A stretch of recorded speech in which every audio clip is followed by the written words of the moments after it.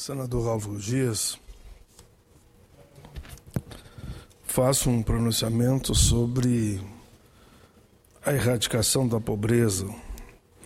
Senhor presidente, senhores e senhoras, senadores e senadoras, quero tratar mais uma vez de um tema que é sempre atual e que precisa encontrar um espaço cada vez maior no debate nacional. O tema é a erradicação da pobreza. Como todos sabem, em vista do significado mundial dessa questão, em outubro de 1992, a Assembleia Geral das Nações Unidas demarcou o Dia Internacional para a Erradicação da Pobreza. No ano de 1897, o padre José Brzezinski conseguiu reunir na Praça dos Direitos Humanos e da Liberdade, em Paris, local onde foi assassinado em 1948,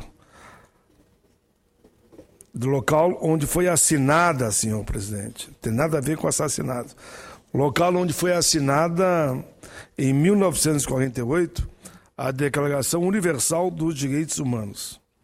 Cerca de 100 mil pessoas, vindas das mais diversas partes do mundo, celebraram ali o primeiro Dia Mundial para a erradicação da miséria.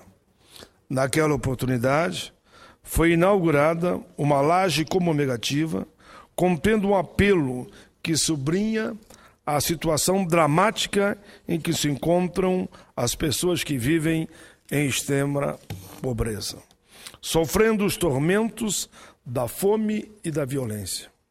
O apelo contido nessa laje programa que a extrema pobreza é uma violação dos direitos humanos, sendo necessário que todos se unam para assegurar o respeito a esses direitos.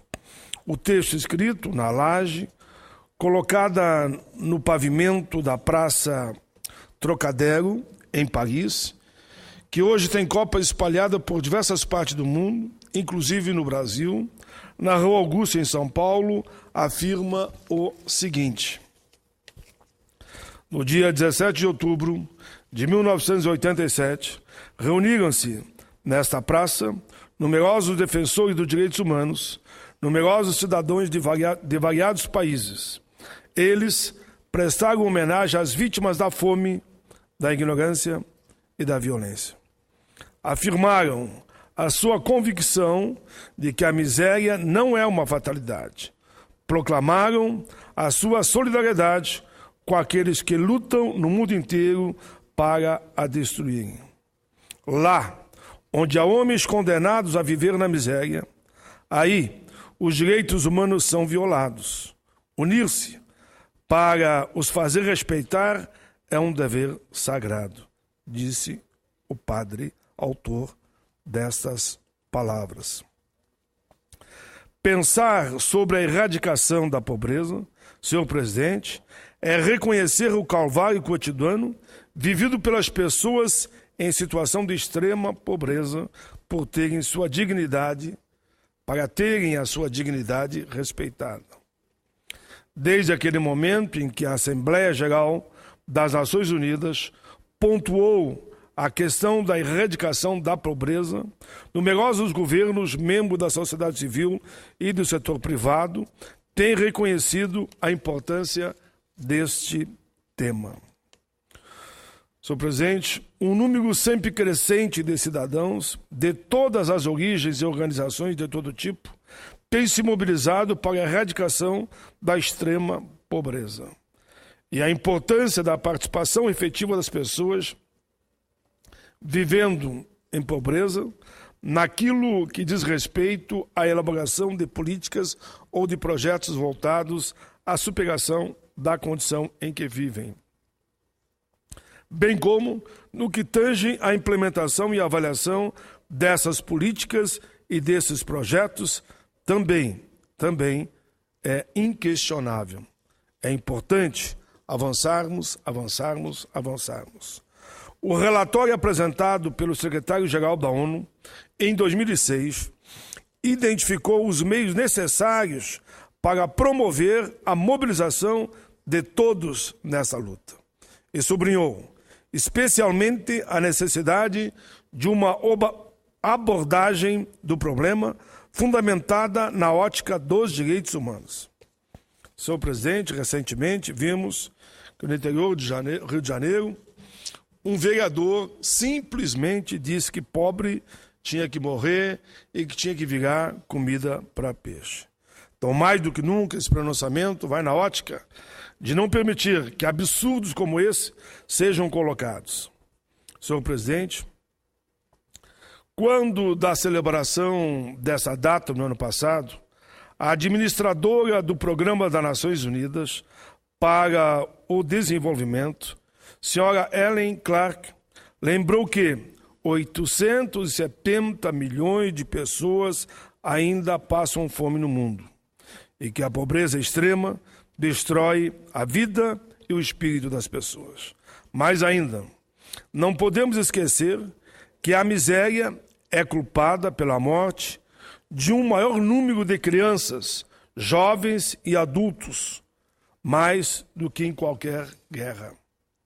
Todos os dias, pessoas vivendo nessa situação encaram o desafio e a ameaça da falta de comida, de abrigo e de acesso a serviços essenciais. O fato é que a pobreza é uma forma de violência e estamos todos convocados a um compromisso com a defesa dos direitos humanos, no sentido de unir esforços contra a violência representada pela pobreza extrema, promovendo o empoderamento das pessoas e construindo a paz. É bom lembrar, senhor presidente Álvaro Dias, que o relatório de acompanhamento dos Objetivos de Desenvolvimento do Milênio indica que a meta de reduzir pela metade o número de pessoas vivendo com uma renda domiciliar inferior a $1,25 por dia foi atingido em 2010. Desde 1990, centenas de milhões de pessoas deixaram de viver em uma situação de extrema pobreza, gozando, portanto, de condições de vida com um pouco mais de dignidade. As metas de expansão do acesso a fontes de água potável, veja bem, metas para que eles tenham direito a tomar água. As metas de expansão do acesso a fontes de água potável e da melhora significativa das vidas de pelo menos 100 milhões de moradores de comunidades miseráveis também foram atingidas. Além disso, na última década, a taxa de mortes por causa de malária diminuiu em mais de 1/3 em muitos países, e muitos países já estão próximos de alcançar a paridade em matrículas de ensino básico entre meninos e meninas. Os Objetivos de Desenvolvimento do Milênio criaram uma agenda global que une países e povos do mundo inteiro. As metas são claras, mensuráveis e limitadas pelo tempo, e por isso conseguem promover ação focada nos indicadores mais básicos do desenvolvimento humano sustentável. Contudo, senhor presidente, mais esforço é necessário para consolidar esses avanços, bem como para alcançar as pessoas que ainda não receberam os benefícios que aqui apontamos. Disparidades internas, as nações, bem como entre elas, permanecem marcantes essas disparidades. Serviços de saúde e de educação sobrecarregados e mal equipados, setores agrícolas negligenciados, carência de serviço de saneamento e de acesso à energia, desnutrição crônica e discriminação contra mulheres e meninas permanecem como barreiras para o progresso em muitos países. As experiências daquelas ações que estão se esforçando para alcançar os objetivos de desenvolvimento do milênio, fornece informações vitais para que todos possam continuar avançando nessas áreas, mesmo depois de 2015. Absorver o aprendizado que vem das iniciativas que alcançaram bons resultados e contar com liderança nacional inspiradora são elementos essenciais para o sucesso. Sabemos que a igualdade de gênero, a melhoria da saúde e do acesso à energia pode estimular progresso em todos os objetivos de desenvolvimento do milênio. Já ficou provada também a eficácia da formação de parcerias e que investimentos com foco bem definido podem trazer melhorias rápidas para todos. Políticas eficazes implementadas com base naquilo que já demonstrou funcionar bem pode trazer mudanças muito importantes e com a força devida.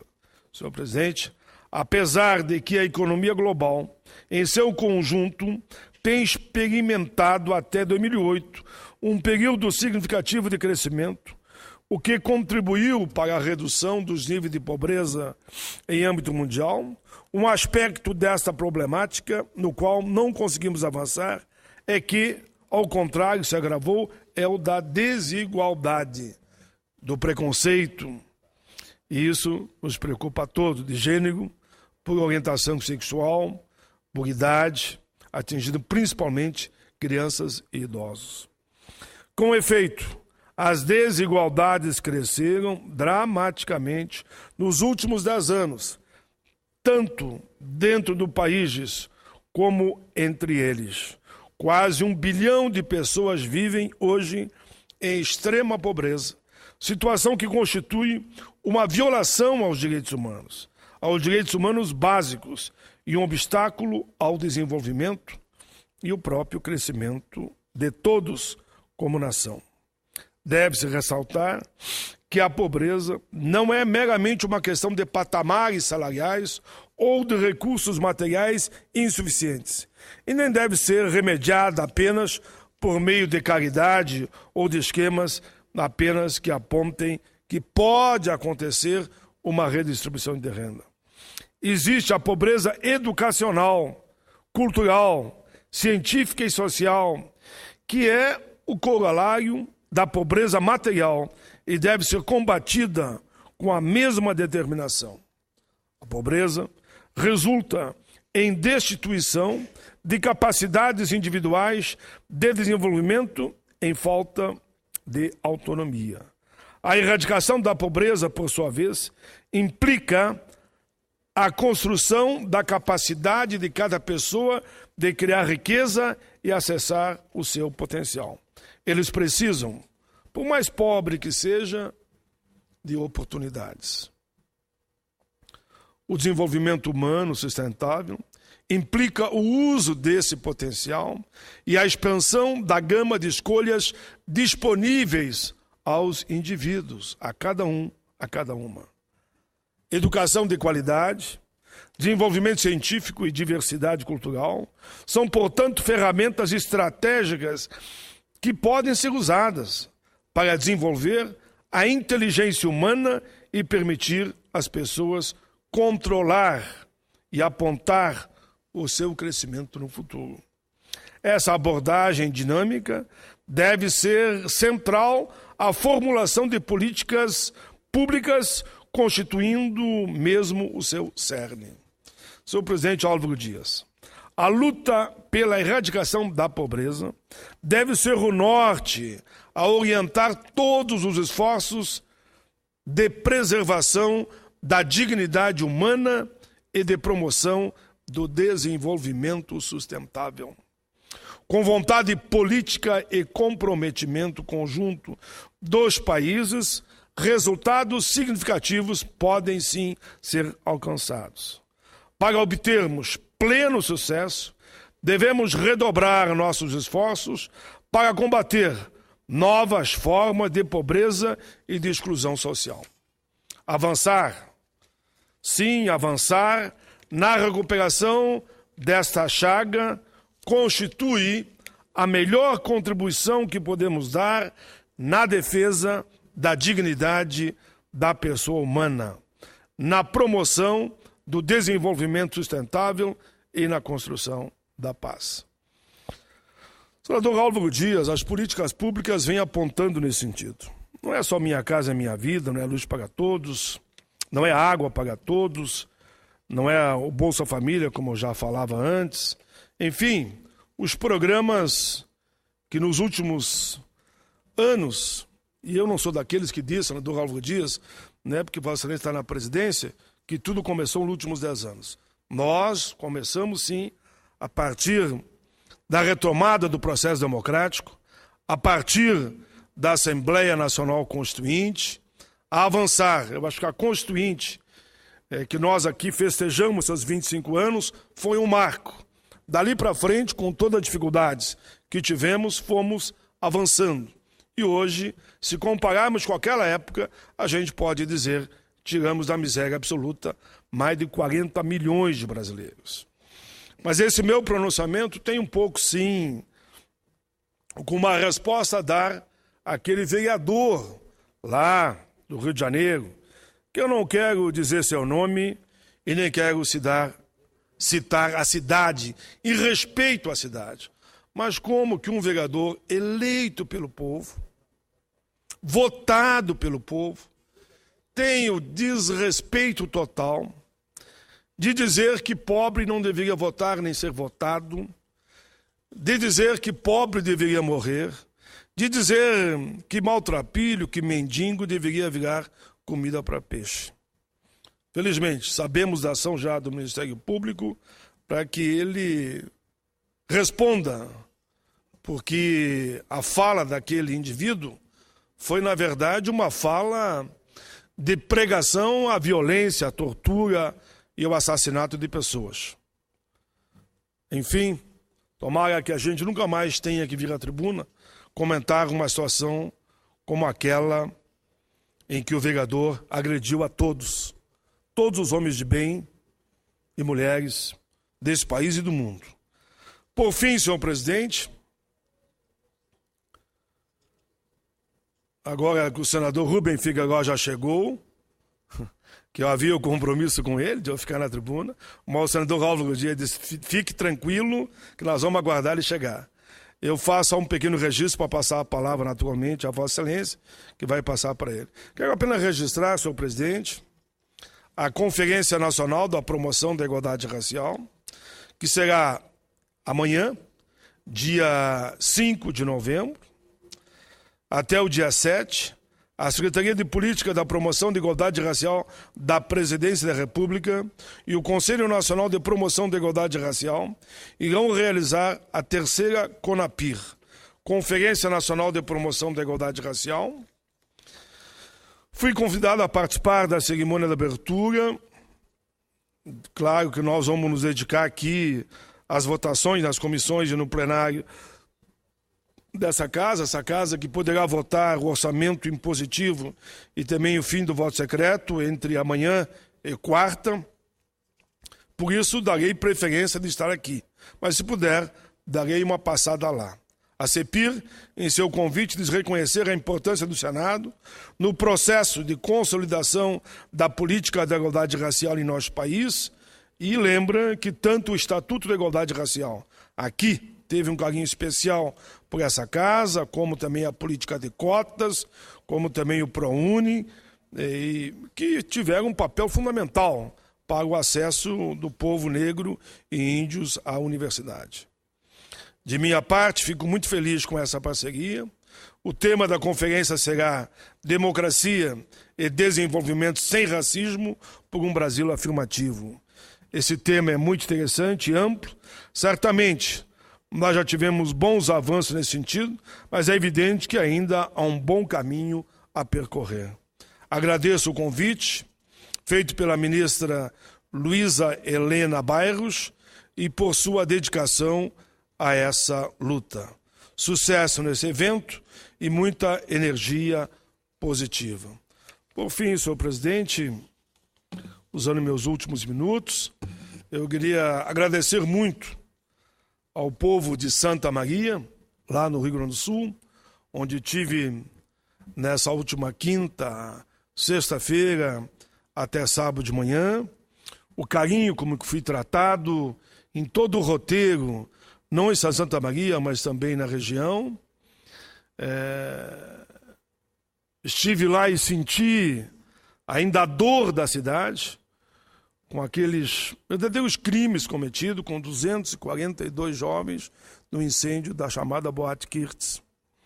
Tive lá em frente, e quando a gente passa em frente, o prédio ainda todo esfarrapado, queimado, podem saber que arrepia a todos que ali passam. Fiz lá a minha oração e depois segui a agenda com o deputado Valdeci Oliveira, que é líder do governo Tarso, no Rio Grande do Sul, e que me levou para visitar diversas regiões ali da grande Santa Maria, né? Como a região dos quilombolas, muita emoção também, como tive visitando o Instituto de Formação, com muita gente fortalecendo o ensino técnico, como tive no Museu 13 de Maio, como tive discutindo a importância de se aprofundar o debate na sala de aula sobre aquilo que eu disse lá, que a lei que eu apresentei na Câmara, depois caiu no Senado, quando eu era deputado, mas depois a deputada Esther reapresentou, e hoje é lei, onde pede simplesmente que se conte a história de negros, índios e brancos de forma verdadeira na sala de aula, né? E não da forma deturpada como alguns escreveram há décadas atrás. Queremos somente a verdade com a maior tranquilidade. Agradeço muito, enfim, a imprensa de Santa Maria e região, pelo carinho como me trataram para que eu falasse de tudo o que estava acontecendo no Congresso, enfim, e no longo do nosso mandato. Claro que a questão da Previdência tomou conta, as pessoas continuam não entendendo como é que a gente não resolveu ainda a questão do fator previdenciário. Muitos chegam a dizer que é birra de alguém contra alguém, porque no campo social, político, econômico, não tem sentido manter esse fator previdenciário. Não há uma explicação decente para que a gente se convença que essa porcaria ainda se mantenha cortando o salário dos mais pobres pela metade. Quero cumprimentar o movimento sindical, que esteve lá em massa, e pela grande movimentação que vão fazer em todo o país no dia 12 para acabar com o fator previdenciário.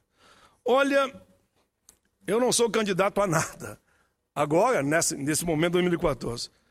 Mas um candidato inteligente, ele tinha que dizer que ele ia acabar com esse fator. Porque isso aí está na boca do povo em todos os lugares que a gente passa. Eu, sinceramente, botaria como bandeira quase o número 1. Eu vou acabar com o fator previdenciário. Não sei como as pessoas não falam nisso. Eu não vi um candidato à presidência falando disso. Meu Deus do céu, se o fator cumpriu o seu papel, como alguns já dizem, até os analistas dizem, ele já cumpriu o seu papel quando tinha que cumprir, agora não tem mais sentido ter. Olha, se nós temos aí desonegando a folha, mostrando que temos no pleno emprego e que a Previdência está arrecadando como nunca, por que manter esse fator? Acho que é birra contra alguém, é pessoal já. Mas só que nesse pessoal estão prejudicando milhares de brasileiros, ou milhões, enfim. Eles querem só que se tenha o mesmo cálculo que é adotado para os outros trabalhadores, que é só os do regime geral, que é as 80 mais contas, de 94 para cá, faz a média e paga o que tem direito. Ponto. Ninguém está falando do atrasado, é só daqui para frente. Mas não, tem que aplicar isso, que não aplica para o Executivo, para o Legislativo e para o Judiciário, depois vem com o fator e corta pela metade do salário do mais pobre. Não tem sentido. Só pode ser birra de alguém com alguém, porque tecnicamente, economicamente, socialmente e politicamente é um suicídio. E as pessoas insistem. Olha, por amor de Deus, não dá para entender. Não dá para entender como é que não se resolve de uma vez por todas essa porcaria desse projeto que confisca pela metade o salário do trabalhador mais pobre. Eu falo aqui em combate à pobreza. Mas como é que eu vou ter moral de dizer de combate à pobreza se os mais pobres eu corto o salário pela metade? E os mais ricos, que queramos ou não, onde o teto é 30 mil, paga integral. Não dá para entender. Eu tenho muita esperança ainda que com esse movimento das centrais, das confederações, num grande movimento o dia 12, contra o fator, os presidenciáveis comecem a dizer que vão terminar com esse mal maior. Não tem nenhuma lei no Brasil tão perversa como essa. Eu diria até em qualquer país democrata do mundo, onde impera a democracia, não existe uma lei tão perversa como essa. Por isso o apelo que eu faço mais uma vez aqui, como seria bom eu ouvir de todos os candidatos à presidência da República, candidatos e candidatas, que esse fator vai terminar a partir, que seja, de janeiro do ano que vem. Obrigado, senhor presidente.